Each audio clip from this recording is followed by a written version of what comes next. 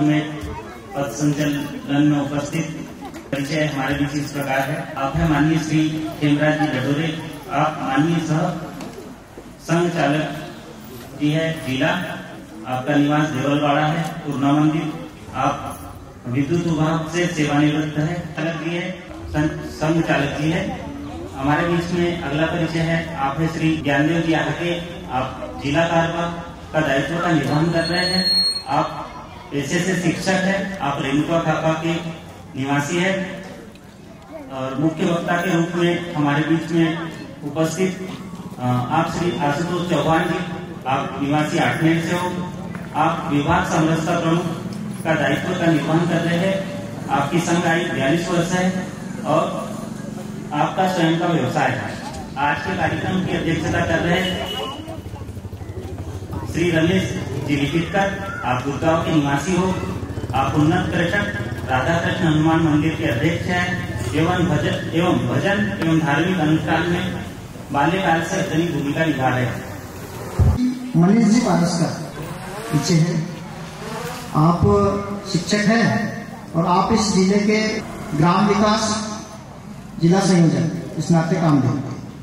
शक्ति केवल सेना व ताकतों से नहीं होती, बल्कि सेना का निर्माण जिस समाज में होता है वह समाज जितना राष्ट्र प्रेमी, नीतिमान और चरित्र संपन्न होगा उतनी ही मात्रा में वह शक्तिमान होगा।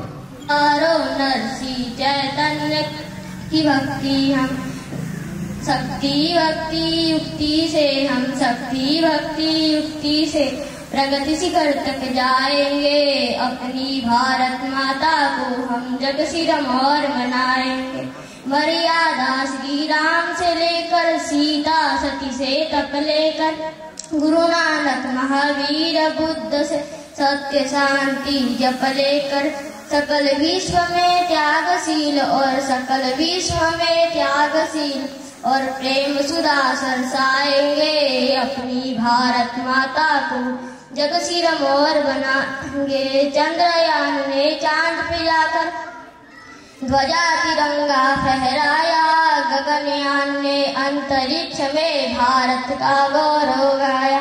ज्ञान और विज्ञान के बल पर, ज्ञान और विज्ञान के बल पर विश्व गुरु कहलाएंगे। अपनी भारत माता को हम जग सिरमौर बनाएंगे। भारत माता को हम जग सिरमौर बनाएंगे। विराजमान आदरणीय जिले के सह संचालक जी आदरणीय खेमराज जी डडोरे,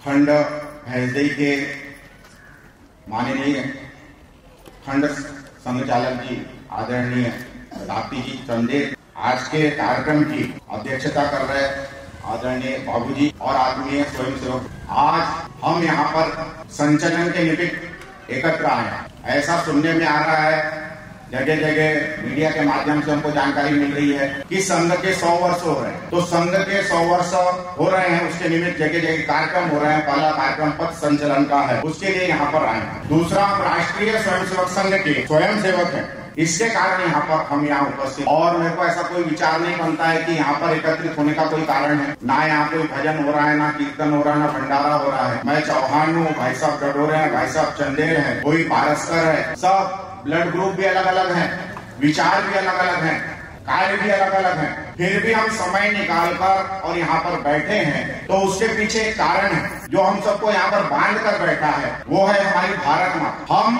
भारत माता के पुत्र हैं। ये धरती हमारी माँ है। भारत माता की जय बोलने में हमारे हृदय में स्वाभिमान का स्पंदन होता है। इसलिए यहाँ पर हम बैठे हैं। हमारे देश में, हमारे गाँव में और भी कई जगह ऐसे भी लोग होंगे जिनको भारत माता की जय बोलने में करंट छूटता है, पेड़ दुखने लगता है। कौन है भारत माता? इसकी क्यों जय बोलना? लेकिन हम ऐसे लोग यहाँ पर एकत्रित आए हैं। कुछ लोग गणवेश पहने हैं, कुछ लोगों ने गणवेश नहीं पहनी है। हमारी माताएं बहन यहाँ पर विराजमान है। यहाँ पर हम इसीलिए आए हैं क्योंकि हम भारत को माँ मानते हैं। कौन से भारत को माँ मानते हैं? ये भारत देव निर्मित है। भगवान भी यहाँ जन्म लेने के लिए तरसते हैं। ऐसे भारत में हमने जन्म लिया है और भारत में जन्म लिया है तो बहुत हमारे सौभाग्य की बात है। लेकिन परम सौभाग्य यह है कि हमने हिंदू धर्म में जन्म लिया है। हम हिंदू नाते से हमने जन्म लिया, ये हमारे परम सौभाग्य की बात है। एक समय ऐसा भी था कि हिंदू अपने आप को हिंदू बोलने में भी घबराते थे, लोग हिंदू सुनना पसंद नहीं करते थे। ऐसा समय हमारा बीता कि बोलते थे कि भैया 4 हिंदू एक दिशा में नहीं चल सकते हैं, तभी चलेंगे जब पांचवा उसके कंधे पर हो।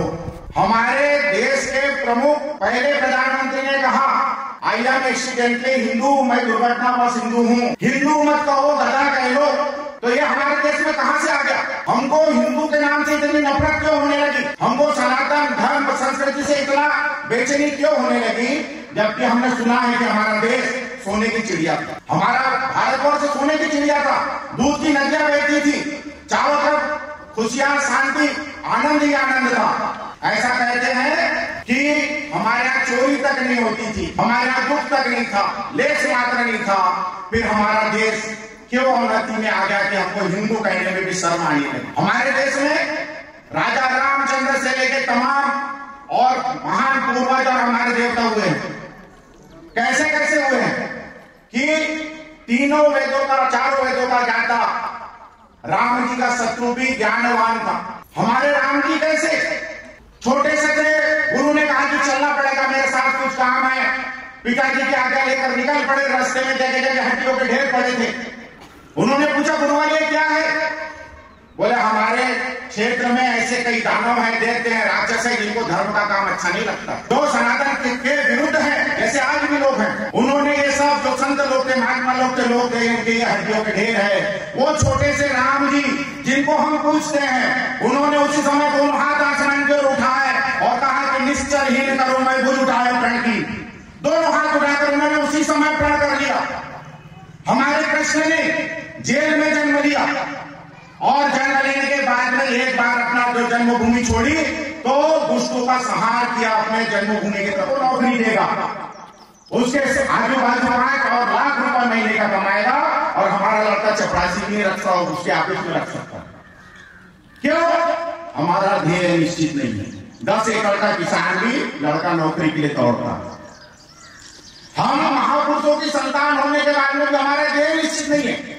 हमने अभी अभी दुर्गा जी बिठा ली। दुर्गा जी शक्ति की आराधना की देवी है, शक्ति की देवी है। आज हमारे परिवारों में कितनी शक्ति है। हमारे घर में छिपकली निकल गई, हम झांसी की रानी की पूजा करते हैं, उनको आराध्य मानते हैं। हमारी माता बहन कूद के कुर्सी पे चढ़ जाएगी, पलंग पे चढ़ जाएगी, छिपकली देख ले, काकरोच देख ले तो जान निकल जाएगी, कुत्ता घुस जाए तो लकड़ी नहीं है भगाने के लिए। हम ऐसे हिंदू हैं। पूजा किसकी करते हैं? शंकर जी की, जिनके हाथ में त्रिशूल है, जो प्रलयंकर है, जो संहार करता है। हम पूजा करते हैं राम जी की, जिनके हाथों में धनुष है। हम करते हैं पूजा दुर्गा जी की, नंगे पैर रहेंगे, बाल खोल लेंगे, पानी नहीं पिएंगे। अरे वो जो बोल रही है वो तो मानो, उनको मान रहे हैं लेकिन उनकी नहीं मान रहे। जब महिषासुर ने परेशान किया तो एक हाथ आशीर्वाद के लिए भी है और दूसरे हाथ में तलवार भी है, गला साधना। अगर तू नहीं सुधरेगा तो तेरा गला भी काट दिया जाए। हमारे देवता ये सीख दे रहे हैं, लेकिन हम हमारे भाई जमीन के मेड़ के लिए लड़ रहे हैं। हम परिवार से अलग हो रहे। क्यों? क्योंकि वो जो धार्मिक किताब है हमने टांड पे लाल कपड़े में बांध के रख दी है। हमारे शस्त्र भी नहीं है हमारे पास में और शास्त्र भी नहीं है, दोनों की शक्ति चली गई। हमारे हिंदू आत्मविस्मृत हो गए, शिवाजी की संतानें आत्मविस्मृत हो गई। और ऐसा कालांतर से चला आ रहा है। जब जब हिंदू समाज अलग हुआ है, देश पर विपदा आई। जब हमारे देश में आजादी की लड़ाई चल रही थी, पूरे उठान पर थी, एक महापुरुष देख रहा था कि तुष्टिकरण की कोख से ये जो आजादी निकलेगी ये ज्यादा दिन तक नहीं रह पाएगी। उसने विचार किया क्या करना चाहिए, चिंतन मनन किया कि जब जब हिंदू संगठित रहा, ये देश समृद्धशाली रहा, तो ऐसा कार्य करना चाहिए जिससे हिंदू के नाते हम संगठित हो सके। और कोई नाते नहीं, मैं शंकर जी की पूजा करूंगा कि नहीं करूंगा उससे कोई लेना देना नहीं, मैं राम जी की करूंगा कि नहीं करूंगा इससे कोई लेना देना नहीं, मैं दुर्गा जी को मानूंगा कि नहीं इससे कोई लेना देना नहीं है। मैं किसी और की पूजा करूं ना करूं, मैं ये धरती माता की पूजा करूंगा, ऐसा मेरे मन में दृढ़ संकल्प होना चाहिए। अगर ऐसे लोगों की युवा पीढ़ी तैयार हो गई तो इस देश पर संकट नहीं आएगा। अरे हम तिलक लगाते हैं, कश्मीर वाले भी लगाते थे। हम चोटी रखते हैं, पश्चिम बंगाल वाले भी रखते हैं। हम दुर्गा जी बड़े शान से बिठाते हैं, वो लोग भी बिठाते थे। आज स्थिति ऐसी कि परमिशन लेना, आज स्थिति ऐसी है कि उनको अपना घर छोड़ के भागना पड़ा। जो कमाई में पड़े थे घर छोड़ के भाग गए। बांग्लादेश में उदाहरण देख लीजिए। सिर्फ कमाना हमारा अगर उद्देश्य रह जाएगा तो ये जो चीज है वो भी हमारे हाथ से चली जाएगी। जब तक हम संगठित नहीं होंगे, ऐसा कहते हैं समाज छोड़ दी उस भुजंग को जिसके पास गरल हो। क्षमा करने का अधिकार उसके पास है जिसके पास शक्ति है। राम जी के पास शक्ति थी, फिर भी समुद्र के पास रास्ता मांगने के लिए गए। 3 दिन तक बैठे रहे रास्ता मांगने के लिए। रास्ता दिया क्या? नहीं दिया।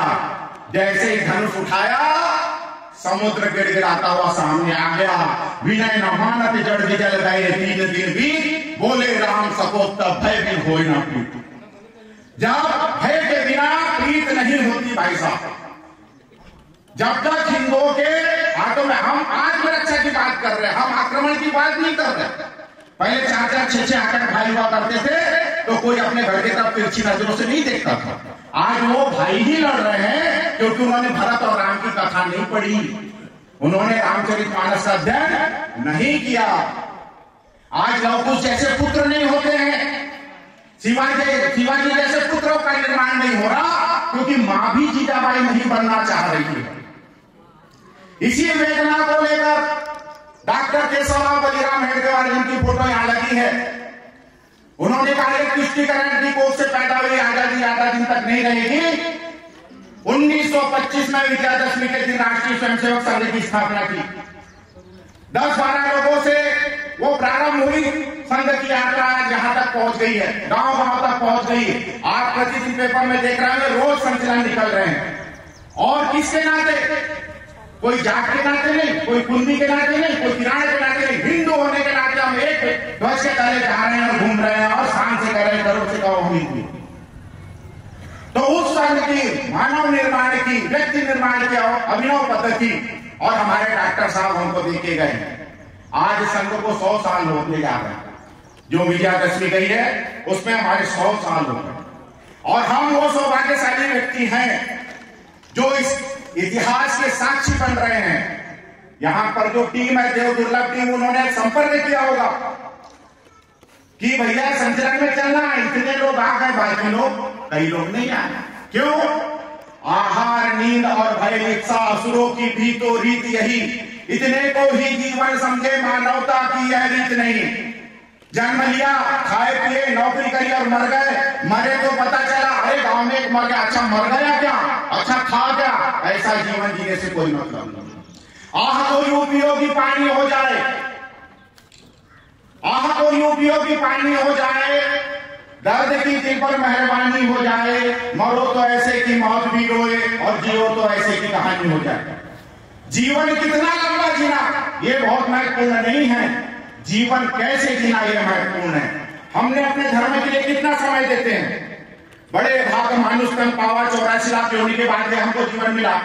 हम कैसा जीवन जी रहे, धर्म को कितना समय दे रहे, हमारे देश को कितना समय दे रहे हैं, आप एक बार विचार कर लीजिए। और अगर ऐसा हम विचार करेंगे कि हम 24 घंटे में से 1 भी घंटा अपने देश को नहीं दे रहे हैं तो निश्चित मानिए धर्मो रक्षिति रक्षिता, धर्म की रक्षा करेंगे तो धर्म आपकी रक्षा करेगा। अन्यथा एक दिन हमको फोटो में देखा जाएगा कि ये समाज होता था, ये हिंदू धर्म, ये गाय होती थी, इसके 4 पैर होते थे और इस प्रकार हमको याद किया जाएगा। क्योंकि इस देश में जिनको वंदे मातरम और जिनको भारत माता की जय बोलने में दिक्कत है वो अपनी शक्ति बढ़ा रहे हैं। एक निश्चित दिन निश्चित समय आप चले जाओ, 4 लाख का सामान लेना, वो बोल देगा भैया 10 मिनट बाद आऊंगा, मेरे को जरा जाना है, इबादत करके आऊंगा। और हमारा हिंदू दुर्गा जी की आरती में जा रहा है, उतने में कोई आ जाएगा भैया मेरे को 2 टायर खरीदना है, मेरे को थोड़ा 1 किलो शक्कर दे दे, वो शटर उठा के शक्कर दे देगा। मैं तो प्रसाद लेके आ जाऊंगा, मन चंगा तो कठौती में जाऊंगा। भैया मेरा मन तो अच्छा है, तेरा मन अच्छा नहीं है भैया, तेरे पास में चिंतन नहीं है राष्ट्र का। अगर हमारे पास में राष्ट्र का चिंतन नहीं है तो इस पर विचार करना पड़ेगा। संघ के शताब्दी वर्ष में सभी संघ हिंदू एक ध्वज के नीचे आएंगे, संगठित शक्ति के साथ चलेंगे, भारत माता परम पर है इसके लिए चलेंगे। इसके लिए यह संचलन निकाला जाए। इसकी क्या आवश्यकता है भैया? क्या करेंगे हम एक साथ निकल के? तो जब संगठित शक्ति साथ में चलती है, ऐसा कहते हैं कि द्वापर युग में, त्रेता युग में मंत्रों की शक्ति थी, द्वापर युग में युद्ध की शक्ति थी, सतयुग में ज्ञान की शक्ति थी, और कलयुग में संगठन ही शक्ति है, संघ शक्ति कलयुग। अगर हम बिना कोई काम किए, बिना कोई बहुत बड़ा आडंबर किए, सिर्फ चुपचाप संघ के गीत गाते हुए, संचलन करते हुए निकलेंगे तो दुश्मनों के हृदय कांपने लग जाएंगे। अरे भैया ये तो भारत के लिए, मरने के लिए, जीने के लिए तैयार हो गए। और ऐसा प्रसंग हमने कई बार देखा। अर्जुन को पूरी गीता पढ़ा दी कृष्ण जी ने, समझ में कुछ नहीं आया। जैसे ही कृष्ण जी ने विराट रूप दिखाया, बोले तू कुछ नहीं कर रहा है, तू चुपचाप अपना कर्म कर, फल की चिंता मत कर। कुछ भी बोलने की जरूरत नहीं पड़ी, कृष्ण जी अर्जुन को सब समझ में आ। हनुमान जी छोटे से रूप में गए लंका में और सीता माता के सामने खड़े हो गए, उनको मुद्रिका दी, बोले माता मेरे को भूख लगी है, क्या मैं ये फल खा लूं? बहुत सुंदर सुंदर फल लगे हैं वाटिका में। तो सीता जी ने कहा, सीता जी के मन में परम संदेह उत्पन्न हो गया कि ये इतना सा वानर कैसे खा लेगा, या बड़े बड़े निशाचर हैं। तो कनक भूदलाकार शरीर, हनुमान जी ने अपने शरीर को बढ़ा लिया। सीता जी आश्वस्त हो गई, जाओ मधुर फल खाओ, जाओ तुमको जो करना है। हनुमान जी लंका जला के आ गए। समुद्र के किनारे हनुमान जी घूम रहे थे, कौन जाएगा सीता जी का पता लगाने? जामवंत जी ने कहा पवन तनय, बोले पवन समाना, कहा चुप साथ रहे हो बलवान, क्यों घूम रहे हो भैया, तुमको ही जाना है। हनुमान जी ने एक छलांग में लंका पहुंच। हिंदू ऐसा है, उसको उसकी शक्ति जगाना पड़ता है। हमारा हिंदू सो जाता है बार बार रचाई तान के। एक शेर का बच्चा था, जन्म हुआ, वो इधर उधर भटक गया, गिदड़ों के साथ रहने लगा और गिदड़ों के जैसे बोलने लगा, वैसे मांस खाने लगा। एक बार एक शेर ने देखा कि ये तो यार शेर का बच्चा है, गिदड़ों के साथ घूम रहा, तो उसने उसको घेरा। तो ये जान बचा के भागा, अरे बचाओ बचाओ बचाओ, मेरे को छोड़ो छोड़ो छोड़ो। शेर ने पकड़ के लाया उसको, अरे क्यों भाग रहा था?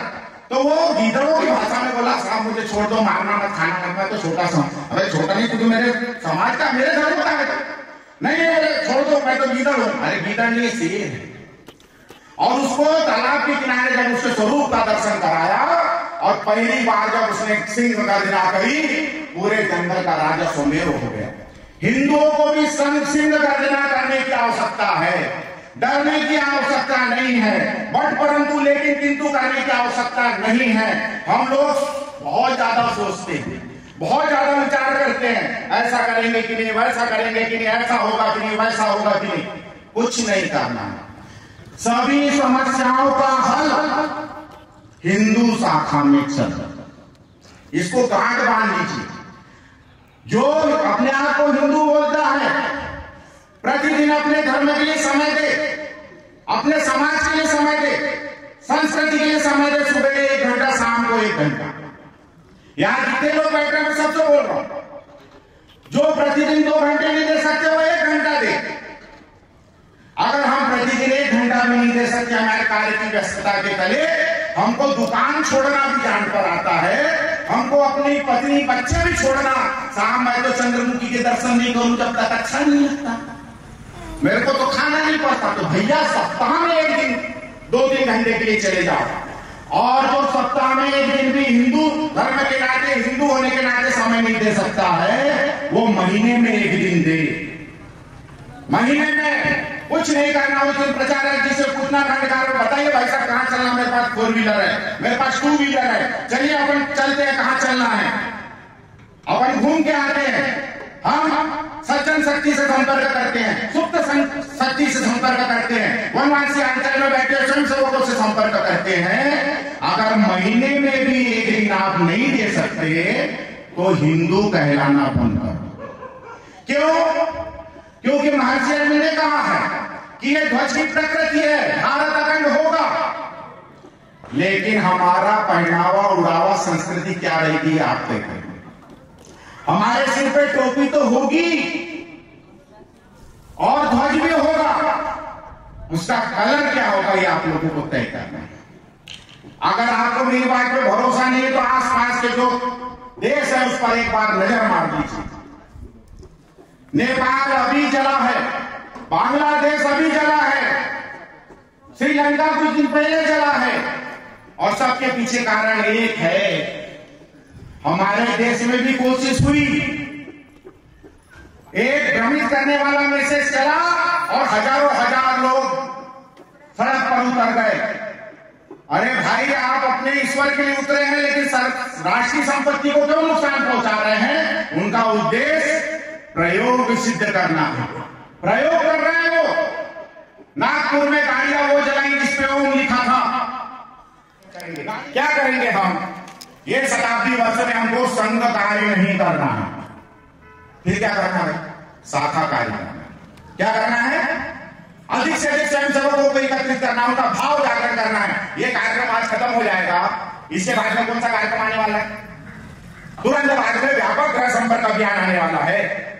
उसमें हम क्या करेंगे? वही अपने गलपट की घूमेंगे, नामदेव की भजनी से आ जाएंगे, कावड़ करके आ जाएंगे, बस यही चार ढाक के 3 बार। नए व्यक्ति को आज हम जोड़ेंगे, लिस्ट बनाएंगे। एक स्वयंसेवक 25 घर में संपर्क करेगा।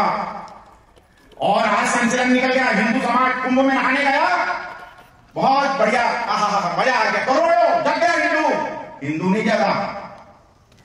बागेश्वर महाराज की कथा में हजारों हिंदू आ गए, हिंदू जग गए, हिंदू नहीं जगा, वो स्वयं जगा, स्वार्थी। मिर्जा राजा जयसिंह रोज गायों का दान करते थे, पूजा करते थे, और नौकरी गाय खाने वाले की करते थे। पृथ्वीराज चौहान जब इस देश की रक्षा कर रहे थे तो जयचंद उनको पीछे से घात कर रहे थे।